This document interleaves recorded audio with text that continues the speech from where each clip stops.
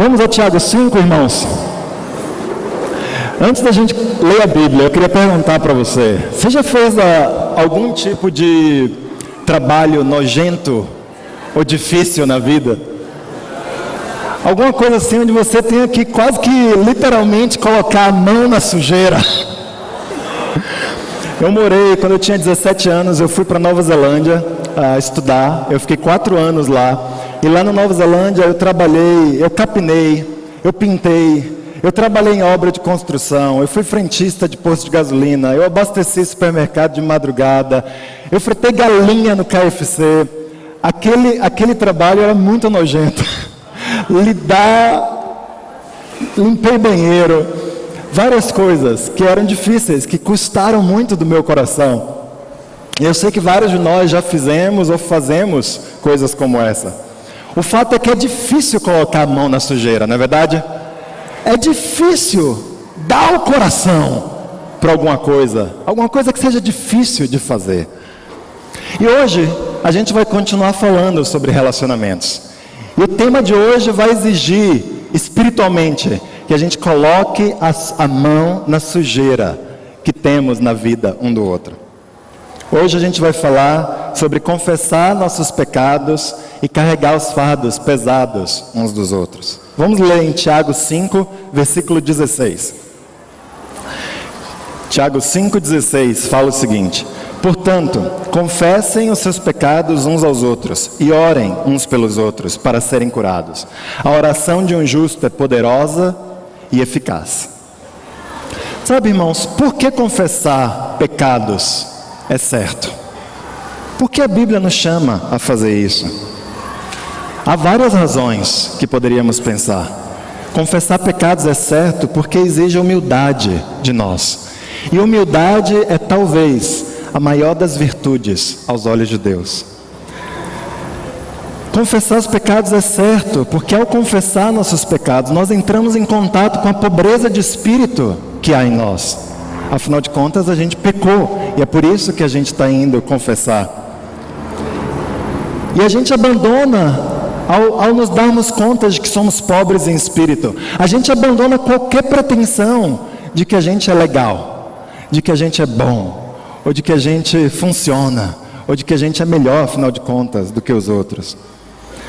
Sabe, confessar pecados é certo, porque se a gente não permite que outras pessoas nos conheçam, como nós somos lá no íntimo, a gente não consegue praticar os mandamentos uns com os outros.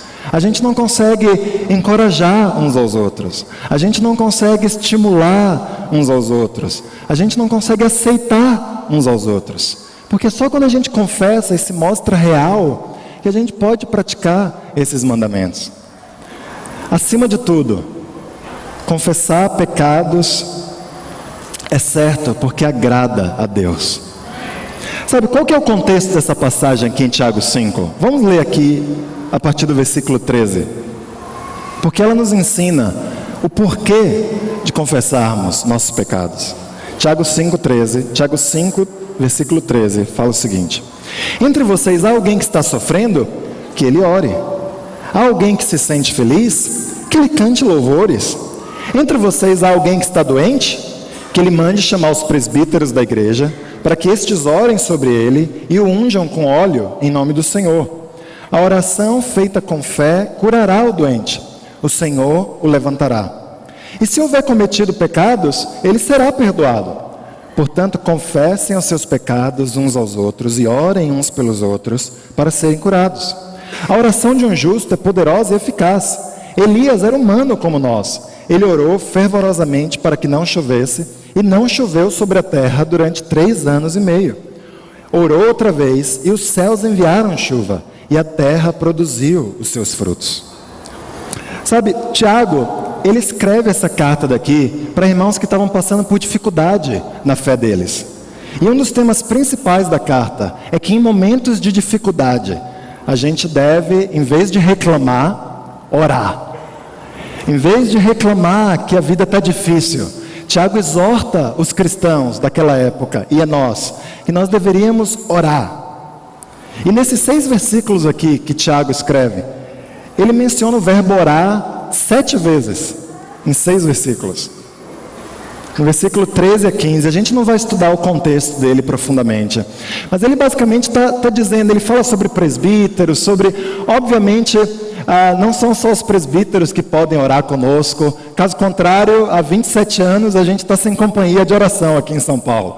Não é o caso. O que Tiago está falando é, olha, ore. A cura tem a ver com a sua oração, tem a ver com a oração feita com fé. No versículo 16, ele fala, por causa do poder que existe na oração, nós devemos confessar nossos pecados uns aos outros e devemos orar uns pelos outros, porque a oração de uma pessoa justa é eficaz, é poderosa. No versículos 16 e 17, ele ilustra esse ensino com Elias. Elias fez orações, Elias era um homem de fé, e a oração dele teve poder, porque foi com fé.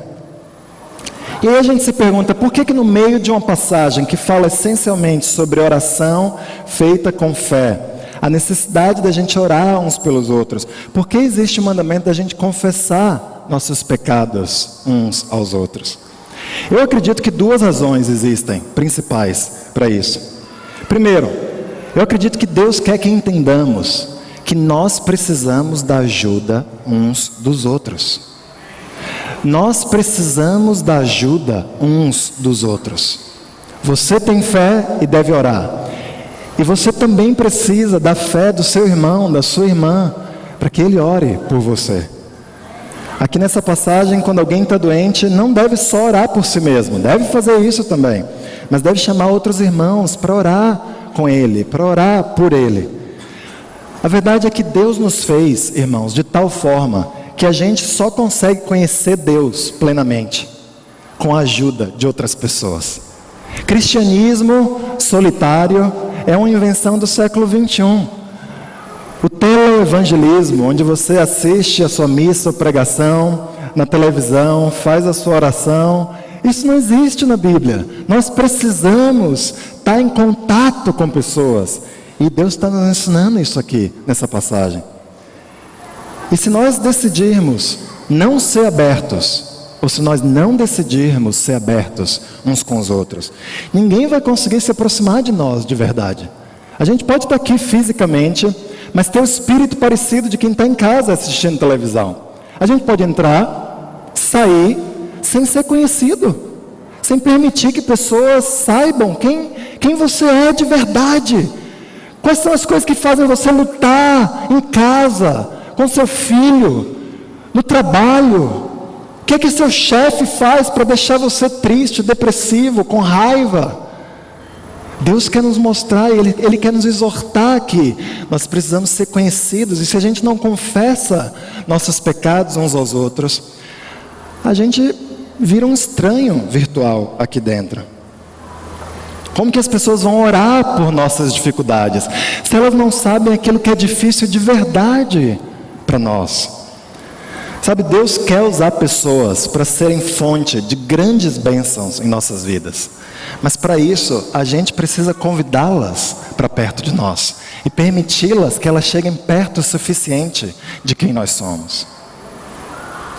Outra razão que eu vejo aqui de por que Deus coloca o mandamento de confessar pecados no meio de um contexto que fala da oração e da fé, é que nós não podemos ser justos diante de Deus se nós não nos deixarmos conhecer.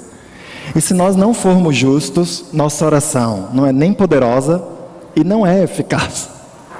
Se a gente não se permitir conhecer, irmãos, nós não vamos ser considerados justos aos olhos de Deus. Porque o homem justo, a mulher justa aos olhos de Deus, é aquela que do começo ao fim das Escrituras é descrita como um homem, como uma mulher humilde, quebrantada, contrita diante dos seus próprios pecados. Se nós não refletimos sobre os nossos pecados, se nós não buscamos entender a gravidade, as consequências deles, se nós não abrimos isso para pessoas que estão mais próximas de nós, nós não temos essa característica de humildade e nós não vamos ser considerados justos aos olhos de Deus. Sabe, foi o pecador que reconheceu seu pecado e não o fariseu que fazia um monte de coisas justas, que voltou para casa justificado diante de Deus. Foi Zaqueu, o cobrador de impostos, o ladrão da cidade, que recebeu o perdão e que recebeu a menção honrosa de Deus. E não aqueles que criticaram Jesus por receber Zaqueu em sua casa.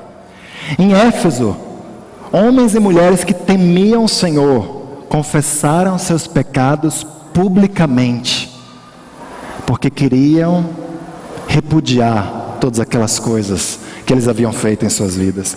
Justo aos olhos de Deus não é a pessoa que faz coisas boas, ou que tem boa moral, ou boa ética. Justa é a pessoa que reconhece suas fraquezas diante de Deus e dos homens, e se volta para Deus, fazendo coisas boas. E confessar pecados é uma das maneiras mais efetivas que existem na Bíblia, de se deixar conhecer como nós somos, sem duplicidade, sem coisas escondidas, sem fingimento. Você é o que você é. E se nós não formos homens e mulheres reais, se não deixarmos as pessoas ao nosso redor conhecerem o verdadeiro eu, nós nunca vamos ser justos aos olhos de Deus. E se a gente não for justo, nossa oração não vai ter nem eficácia, nem poder. Vamos a João, capítulo 3, versículos 19 ao 21. Em João, capítulo 3, a Bíblia fala o seguinte: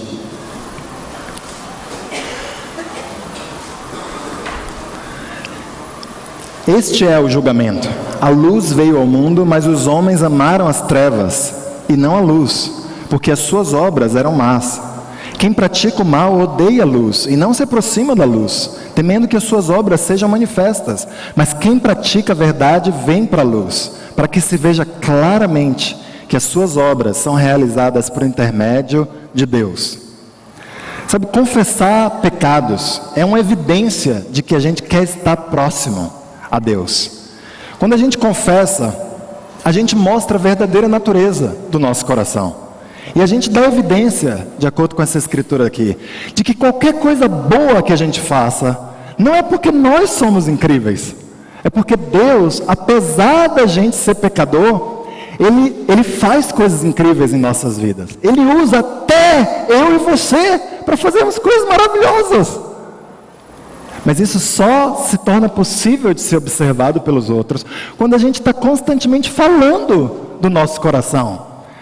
A gente pode ceder à tentação de querer ser vistos com uma áurea de espiritualidade. Quem lidera, em particular, sofre essa tentação. Porque a gente é visível no público, as pessoas estão vendo a gente fazer coisas, e a gente ou fala bem, ou organiza bem, ou faz alguma coisa boa, e vem a impressão de que, uau, a gente está num degrau superior de espiritualidade. Nada poderia ser mais distante da realidade. Isso não é o caso para nenhum de nós. Todos nós somos falhos e somos pecadores de verdade. E aí eu pergunto, a gente pensa sobre essas escrituras, e se a gente já tem um tempo na fé, já é um discípulo de Jesus, a gente sabe que confessar pecados é bom, é certo e que agrada a Deus, não é verdade? E a gente quer fazer isso, mas perguntas vêm na nossa cabeça. Por exemplo, eu tenho medo de confessar. Eu já confessei no passado e pessoas não tiveram uma boa reação quando eu confessei. Me machucaram, me julgaram, me corrigiram de uma maneira não saudável ou não amável. E hoje eu tenho medo, eu não quero. Eu sinto receio do que as pessoas vão falar. Será que elas vão compartilhar isso com outras pessoas? Mesmo em nome de me ajudar, vão pedir conselhos aos outros, e aí mais pessoas do que eu gostaria vão ficar sabendo do que eu falei para aquele irmão. E nós vamos falar sobre algumas dessas questões ao longo dessa aula, mas, sabe, eu queria lembrar a todos nós que Cristo nos libertou para nós sermos reais. Nós somos libertos para sermos quem nós somos. Deus pega a gente do jeito que a gente está e Ele trabalha a partir daí. Deus nos aceitou. Quem somos nós para não aceitarmos uns aos outros? Quem somos nós para ficarmos chocados demais que alguém cometeu determinado pecado? Sabe, cada um de nós vai ser julgado por Jesus, por cada um dos pecados que cometermos. Basta o julgamento de Deus. E Ele é o único adequado para fazer esse tipo de julgamento.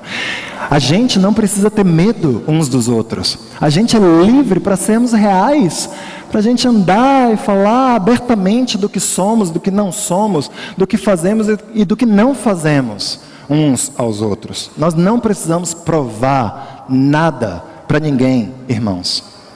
Nós somos de Jesus. O Espírito dele habita em nós, como marca de sua propriedade em nós. Ninguém pode nos acusar diante do Pai. Nós não devemos acusar uns aos outros. Tampouco a gente precisa ter medo do que as pessoas vão pensar de nós. Porque o que importa de verdade, em última instância, é o que Deus pensa de você. Se Deus está feliz com você, sinto muito que os outros não estejam. É problema mais deles do que seu, que as pessoas se incomodem com alguma coisa sua. Eu não estou dizendo que a gente não deve pensar no que os outros pensam de nós. É uma característica cristã levar em consideração o que os outros estão pensando de nós.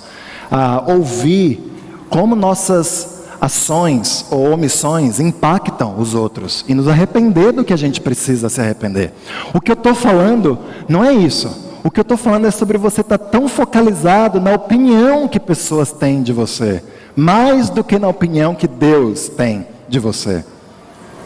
Sabe, partindo desses princípios, a gente só vai conseguir vencer o medo de confessar pecados, ou qualquer outro medo, diga-se de passagem, se a gente decidir enfrentar nossos medos. Minha filha, ela herdou a rinite alérgica, que eu e a Ana temos. E ela, quando ela era pequenininha, tinha 2 anos, eu acho, por volta disso, a gente levou ela no médico para fazer um teste de alergia. E precisava pingar umas substâncias com uma picadinha e deixar aquelas substâncias agirem na pele dela por uns 10, 15 minutos, para aí o médico poder testar se aquilo foi um alérgeno ou não. Mas aquilo coça, eu já tinha feito aquele teste, coça desesperadamente. E minha filha pequena ainda não tinha aprendido o básico sobre se controlar, chorou desesperadamente naquele consultório, os 10 minutos possivelmente mais longos da minha vida, e cheio de gente, como tem que ser nessas horas, né? Eu ali desesperado, morto de vergonha, nem sabia onde enfiar a minha cara. Mas sabe, o medo funciona do mesmo jeito que a alergia. Para você vencer a alergia, você tem que ter doses cada vez maiores daquilo que faz você ter alergia, para que o seu corpo vá aprendendo. Eu não preciso ter uma reação tão violenta àquilo. E assim é com o medo. A gente precisa ir enfrentando o medo em doses graduais, mas constantes, para que a gente consiga vencer o medo. E é por isso que eu quero chamar cada um de nós, irmãos. Vamos confessar nossos pecados. Vamos decidir uma pessoa com quem a gente pode abrir. Eu sei que vários, eu acredito que a maioria de nós já estamos fazendo isso. Mas sabe, se você está tendo dificuldade de fazer isso, comece em doses graduais, mas vá e faça, para que você consiga ir vencendo o seu medo. Outra objeção que alguém poderia ter é ficar pensando, que coisa deprê! Fica pensando sobre meus pecados, falar dos meus pecados. Eu quero ser alegre, eu quero falar de coisas boas. Você está muito para baixo, Jorge. Um culto inteiro sobre confessar pecado. Sabe, um escritor muito famoso, C.S. Lewis, ele falou algo: se você não confessa, se você não pensa sobre os seus pecados, você pensa sobre o pecado dos outros. É verdade. Sabe o que é mais deprê? É a gente ser um povo que está tão focalizado no pecado dos outros, que está apontando o dedo para os outros, e é o que naturalmente nós fazemos. Que tal você ser focalizado nos seus pecados? Abrir os seus pecados uns para os outros. Ter tempos de 1 hora, em vez de falar da crítica do irmão, sobre o seu coração. E aí vamos ser uma igreja melhor, vamos ser uma igreja mais saudável, amém? Sabe, o que a gente faz quando a gente ouve a confissão uns dos outros? Vamos lá em Gálatas 6, versículo 1. O que a gente faz? O que Deus nos chama a fazer quando a gente ouve alguém confessando pecado para nós?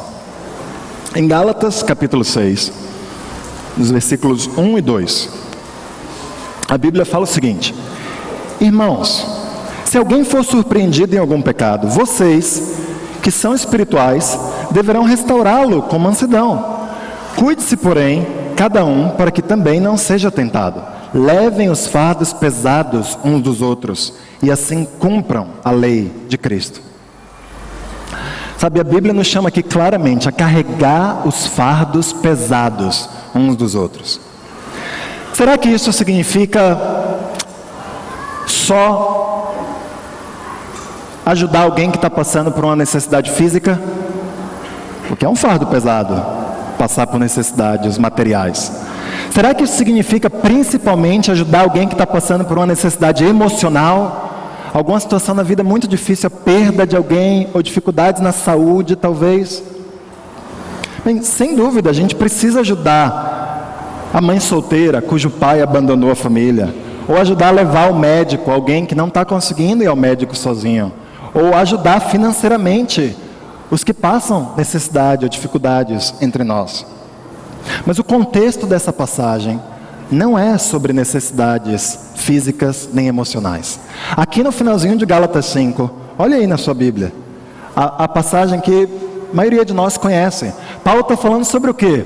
Sobre o que a natureza humana produz. Na verdade, ele está falando sobre pecado. A natureza humana produz.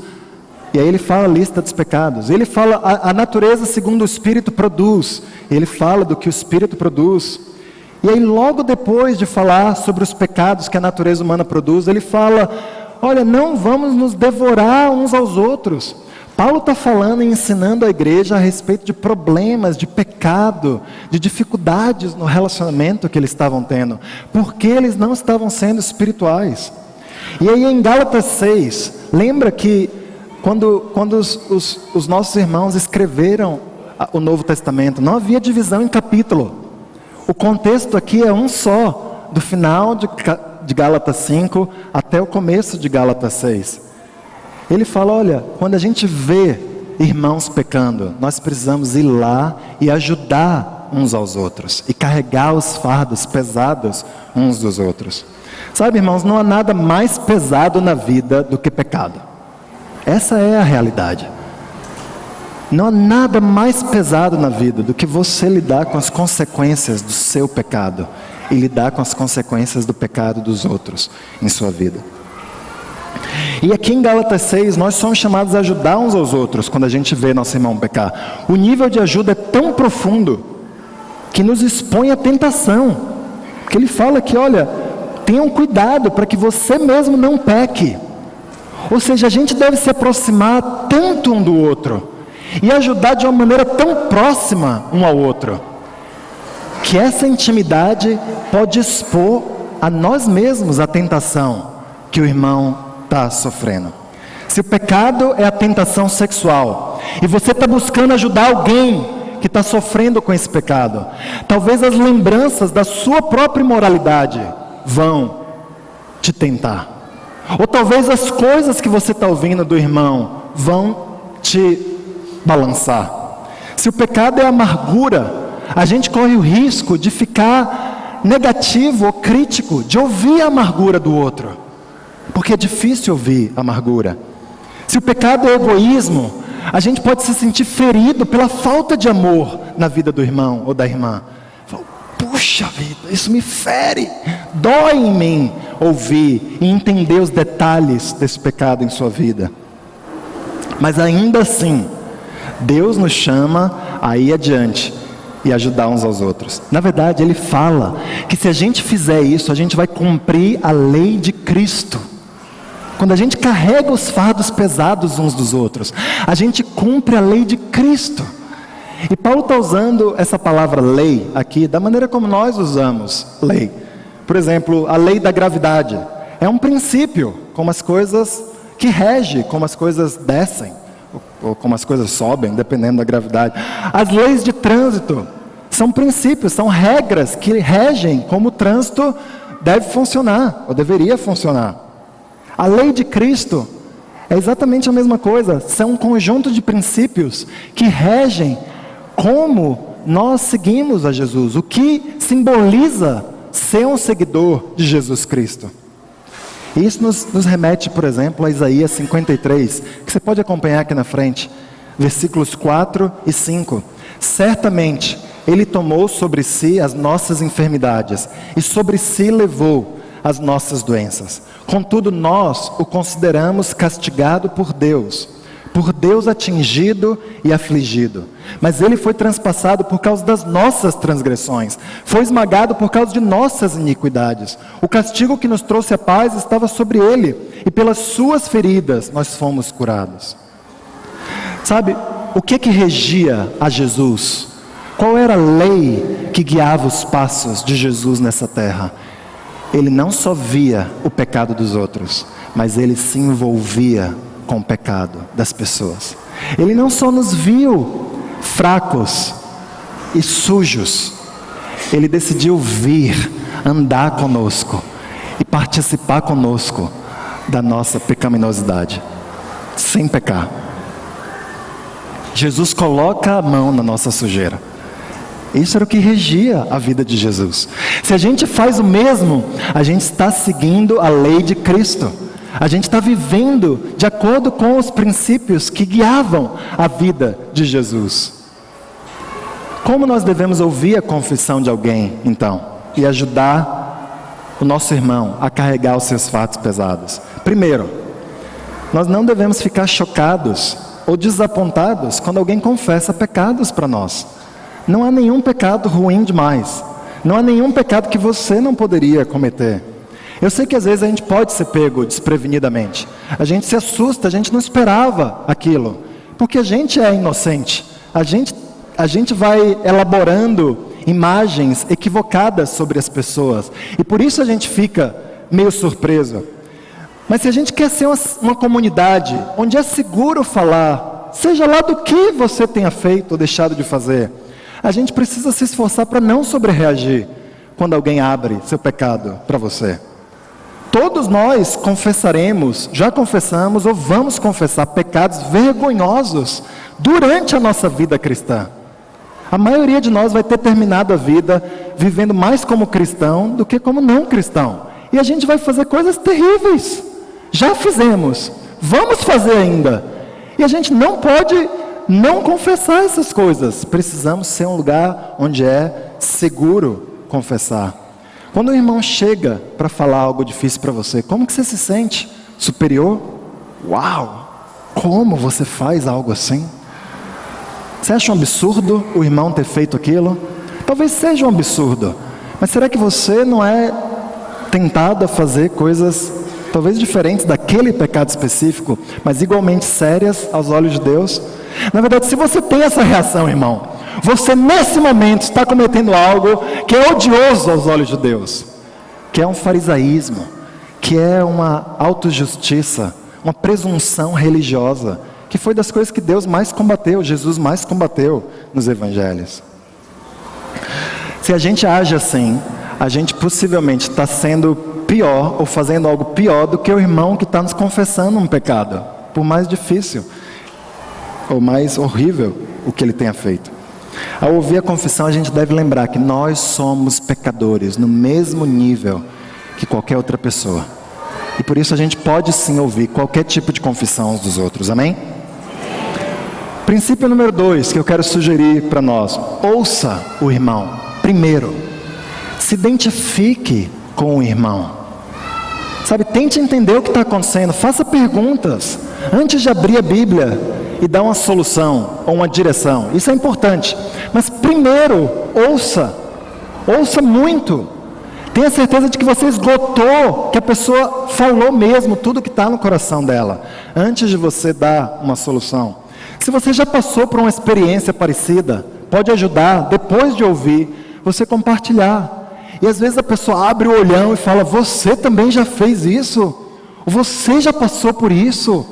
E aquilo quebra muito do desconforto que pode existir, e a pessoa se sente naturalmente ligada a você, porque ela fala, uau, a gente é parceiro mesmo, e a gente não precisa estar cometendo o mesmo pecado, tomara que não, para a gente poder ajudar, mas o fato da pessoa saber que a gente já passou por uma experiência parecida, ajuda muito a gente a se sentir conectado. Na verdade, a Bíblia fala aqui que a gente deve corrigir um ao outro com mansidão. Sabe, essa palavra mansidão era usada pelos cirurgiões gregos da época para descrever como consertar o osso deslocado de um paciente. Então, se você ia a um médico grego e ele queria consertar seu osso, ele falou, vamos fazer isso com mansidão, amém? Do mesmo jeito que a gente gostaria que fizesse com os nossos ossos. Porque se você tenta arrumar um osso que está fora do lugar, ou que tem um problema, sem mansidão, você pode piorar a situação. Você pode deslocar outro osso. Você pode dar mais dor à pessoa. É que nem com meu filho lá em casa. Meu filho tem 6 anos. E ele está lá comendo, aí ele deixa cair arroz e feijão e carne, mais o que for que tiver no prato dele, na mesa e no chão. Eu falo, João, agora você vai catar o feijão e o arroz do chão. Aí ele vai catar e ao descer ele esbarra no copo e derruba a água na mesa. Aí você fala, filho, agora pegue o pano e limpe a água da mesa. Aí ao fazer isso, ele derruba o prato. Eu falo, meu Deus! Tá bom, filho, vai brincar.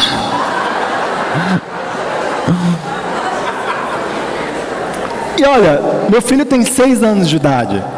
Tudo bem com 6 anos de idade não saber consertar alguma coisa direito, não é verdade? Mas nós precisamos aprender a fazer o que é certo da maneira certa. A quando a gente tentar ajudar, a gente melhorar a situação e não atrapalhar mais ainda. Às vezes, honestamente, o melhor que a gente pode fazer é eu não vou atrapalhar. Mas quando a gente tentar ajudar, a gente deve aprender as habilidades espirituais para a gente de fato conseguir ajudar. Amém? Princípio número 3, compartilhe as escrituras. 2 Timóteo 3, 16, 17 fala que toda a escritura é inspirada por Deus e útil para o ensino, para a repreensão, para a correção, para a instrução na justiça, para que o homem de Deus seja apto e plenamente preparado para toda boa obra. Sabe, são as escrituras que têm o poder em última instância. A sua experiência é valorosa e você pode compartilhá-la. Sua conexão emocional ajuda e você deve se conectar. Mas o que tem poder para ajudar é a Bíblia. Irmãos, nós precisamos abrir a Bíblia uns para os outros. Nenhum de nós é velho demais na fé para ouvir de um irmão uma escritura que nós precisamos ouvir. Que tal no nosso convívio a gente andar com a Bíblia? Os celulares já estão ajudando nisso. E usar a Bíblia. Quando a gente sentar, vamos ensinar uns aos outros versículos. Vamos relembrar uns aos outros os versículos. Amém? Se você não sabe o que ler, tudo bem você falar, irmão, eu não sei como te ajudar. Eu não lembro de nenhuma escritura. Eu lembro, eu não sei onde está. Mas eu vou fazer o seguinte, eu vou procurar. E aí você vai, você procura, você pede ajuda de alguém, você acha na internet, numa concordância, e aí depois você volta com a escritura. Não tem nenhum problema em você não saber algo. Não invente uma escritura, isso não é bom de se fazer. É melhor reconhecer que você não sabe.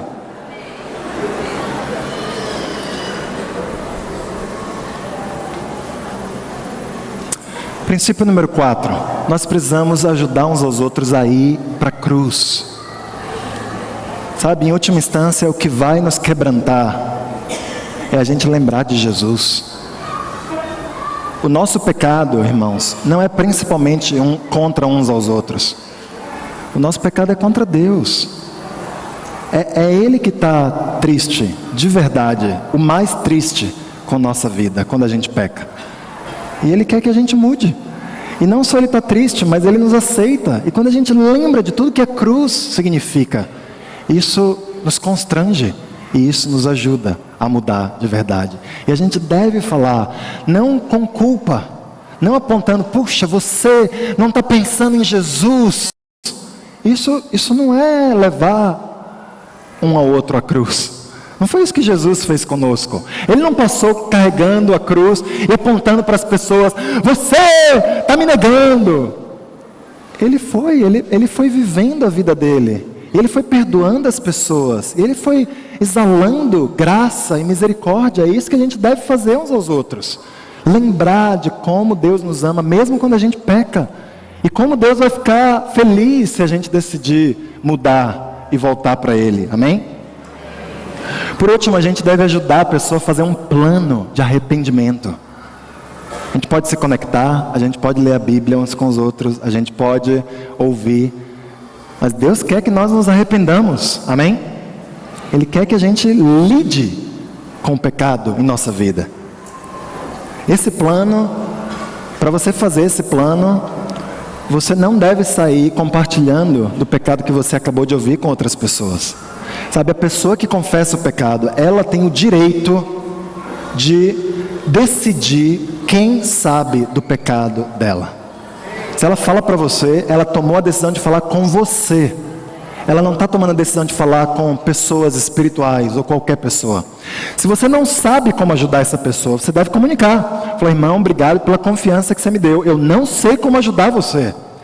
E o seu pecado precisa ser ajudado. Eu posso ir pedir ajuda do fulano e da ciclana para conseguir te ajudar? E olha, nós queremos ajuda, não é verdade? A maioria das vezes a gente não vai ter nenhuma oposição a isso. Fala: puxa, vai lá, irmão, você fala com essa pessoa, fala com aquela pessoa e busca ajuda para mim, por favor. E a gente deve fazer isso.